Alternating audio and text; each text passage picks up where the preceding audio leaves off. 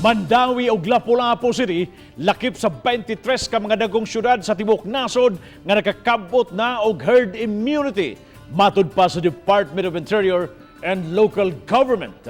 Buot ipasabot nini nga dakong porsyento na sa target population ang nabakunahan bato COVID-19. Apan karaguan sa mga nahisgutang dakbayan, di gihapon mo kumpiyansa o gustong hingusgan pa ang pamakuna.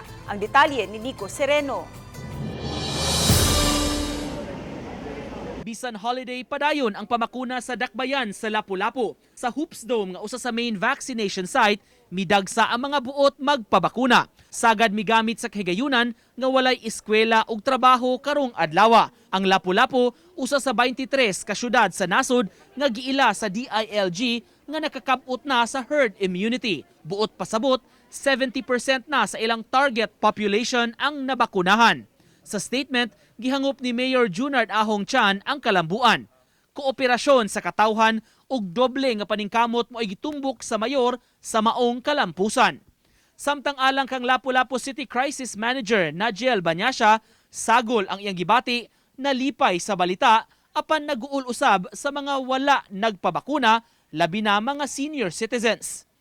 Gihulagway niya posible nga magka fourth wave sa mga kaso sa mga unvaccinated, maong auhag niya ikumbinser gyud ang mga wala pa nahatagan sa vaccine. Samtang gawas sa Lapu-Lapu, ang Mandawi City nakakapot na sab sa herd immunity matud sa DILG.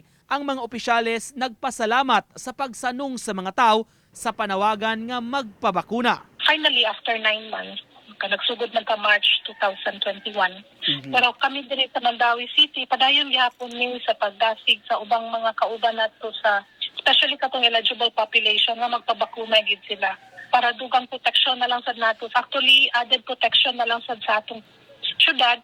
At the same time, pagpangandam na lang sad, no, kay wala dita kay baluan ng mga newer variants karon nga moabot. Karong adlaw hinuon, sarado ang mga vaccination sites sa Mandawi tungod kay holiday. Daghan ang nangadto kaganiha apan nangapalaw o gipahibaw nga pabaliko na lang sa sunod adlaw. Nga na ba, nakoy trabaho, tas eskwela sad. Karon unta lagi nga night time or holiday ba. Tas wala man sad. Holiday deron day, wa man sa may kabaw holiday deron.